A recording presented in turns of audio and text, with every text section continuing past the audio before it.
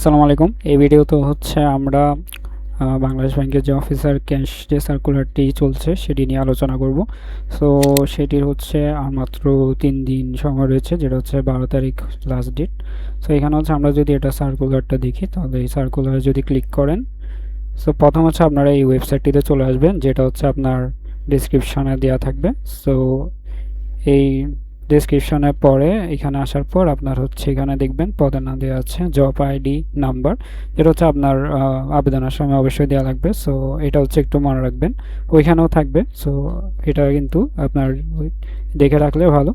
তো এখানে হচ্ছে 1335টি রয়েছে পদের সংখ্যা, অ্যান্ড দেন আমাদের হচ্ছে বেতন স্কেল হচ্ছে এখানে দেওয়া রয়েছে, এবং শিক্ষাগত যোগ্যতা হচ্ছে আপনার যে কোনো বিশ্ববিদ্যালয় হতে যে কোনো বিষয়ে স্নাতকোত্তর ডিগ্রি অথবা 4 বছর মেয়াদী স্নাতক বা স্নাতক সমান ডিগ্রি থাকতে হবে। দেন আপনার হচ্ছে মাধ্যমিক স্কুল সার্টিফিকেটের পর্যায়ে পরীক্ষা সময় ন্যূনতম একটিতে প্রথম বিভাগ অথবা শ্রেণী থাকতে হবে। রেটিং পদ্ধতি ফলাফলের ক্ষেত্রে আপনার সরকারি নীতিমালা প্রযোজ্য হবে। সো যে কোনো পর্যায়ে হচ্ছে আপনার তৃতীয় বিভাগ অথবা শ্রেণী গ্রহণযোগ্য হবে না। সো এখান থেকে আপনারা চাইলে আপনার যে প্রথম বিভাগ দ্বিতীয় বিভাগের জিপিএ এবং পয়েন্ট স্কেলে আপনার হচ্ছে বিশ্ববিদ্যালয়ের যে সিজিপিএ থাকে সেগুলোর কোনটা কোন বিভাগে পড়ে সেটা হচ্ছে দেখে নিতে পারেন।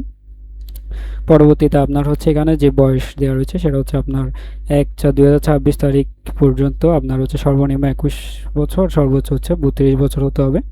এবার আপনার হচ্ছে আবেদনের দাখিলের শেষ সময় যেটা হচ্ছে 12 তারিখ 7 মাস। আপনার হচ্ছে এখান থেকে পেমেন্ট ভেরিফাই ট্র্যাকিং পেজ, যেটা হচ্ছে আমরা একটু পরে দেখব। আপনার হচ্ছে এটাতে আবেদন করার জন্য আপনার 200 টাকা প্রদান করতে হবে। অ্যান্ড আপনার হচ্ছে এখানে আবেদন পদ্ধতি যেটা, সো আমরা হচ্ছে আবেদন পদ্ধতির জন্য এই ওয়েবসাইটটাতে যেতে হবে। সো আমরা হচ্ছে ওয়েবসাইটে ক্লিক করলে আপনার হচ্ছে এখানে আসবেন, এসে দেখবেন হচ্ছে এখানে অনগোয়িং অ্যাপ্লিকেশন যেটা সেটা হচ্ছে এখানে চলছে।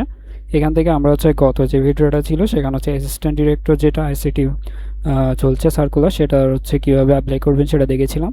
সো ওই ভিডিওটা হচ্ছে অবশ্যই দেখবেন, কারণ ওইখানে হচ্ছে আমরা দেখেছিলাম কীভাবে হচ্ছে এখানে আপনি সিবি রেডি করবেন।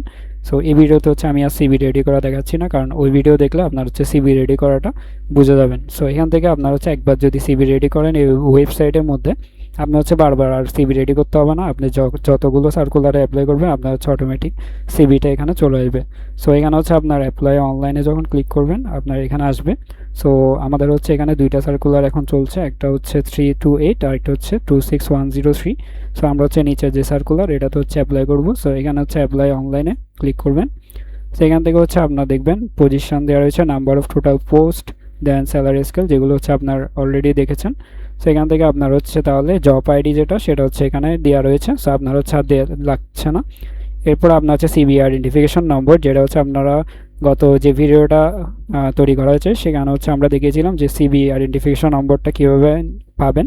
সেটা হচ্ছে আপনার সিবি তৈরি করে আপনি জাস্ট সাবমিটে ক্লিক করলে আপনার মেসেজের মধ্যে এই ধরনের একটা সিবি আইডেন্টিফিকেশন নম্বর দেওয়া হবে, সেটা হচ্ছে আপনার এখানে দিতে হবে। সাথে সাথে আপনার হচ্ছে একটা পাসওয়ার্ড, যেটা হচ্ছে আপনি সিবি তৈরি করার সময় দিবেন, সেই পাসওয়ার্ডটা এখানে দেওয়া লাগবে। এরপর হচ্ছে আপনি এখানে সাবমিট অ্যাপ্লিকেশনে ক্লিক করবেন। সো সাবমিট অ্যাপ্লিকেশনে ক্লিক করার পর আপনার হচ্ছে এখানে আপনার ডিটেলস সবগুলো কিন্তু এখানে শো করবে। সো ডিটেলস শো করার পর আপনি দেখে নেবেন যে এখানে হচ্ছে সব কিছু আছে কি না ঠিক মতো। যদি না থাকে তাহলে হচ্ছে আপডেট করে নেবেন। সো আপডেট করার ভিডিওটা হচ্ছে পরবর্তীতে দেওয়া হবে। সো এখন সব কিছু ঠিক থাকে তাহলে হচ্ছে আপনি নিচের দিকে যাবেন। সো নিচের দিকে আসার পর আপনার হচ্ছে এখানে চয়েস 1 থেকে 6 পর্যন্ত দেওয়া রয়েছে। সো আপনি এখানে চয়েস 1 থেকে 6 পর্যন্ত ব্যাঙ্কগুলো দিয়ে দিতে পারবেন। সো ধরেন হচ্ছে আমি এখান থেকে প্রথম চয়েস, দ্বিতীয় চয়েস এভাবে হচ্ছে দিচ্ছি। সো এখান থেকে ধরেন হচ্ছে আমি প্রথমে দিলাম অগ্রণী, দেন হচ্ছে আমি দিলাম হচ্ছে এখান থেকে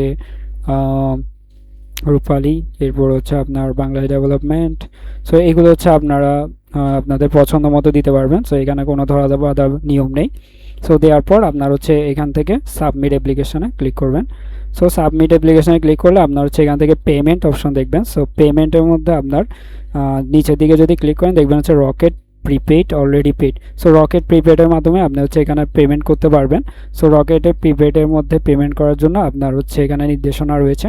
সো আমরা যদি হচ্ছে নির্দেশনাটা একবার দেখি, সো আমরা এই ওয়েবসাইটটাকে ডুপ্লিকেট করে নিই, দেন আমরা ব্যাক যাই।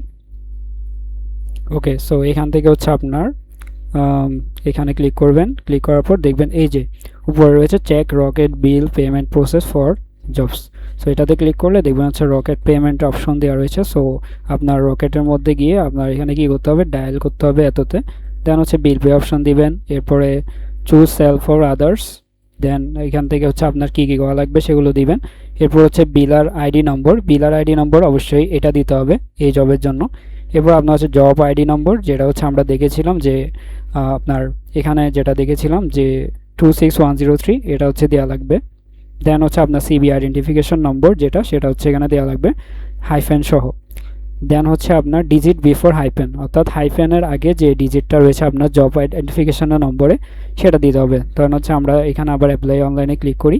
সো এখানে দেখেন হাইফেনের আগে যেটা রয়েছে সেটা দিবেন, হাইফেনের পরেও যেটা রয়েছে সেটা হচ্ছে আপনার দেওয়া লাগবে না।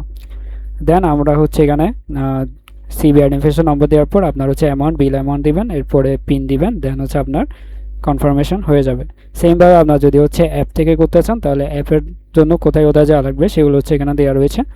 সো এগুলো হচ্ছে দেওয়ার পর আপনার এখান থেকে কি করবেন, ট্রানজ্যাকশান আইডি যেটা থাকবে সে ট্রানজ্যাকশান আইডিটা নেবেন, নিয়ে হচ্ছে আপনার এই জায়গায় দেখেন ট্রানজ্যাকশান আইডি দিতে পারবেন।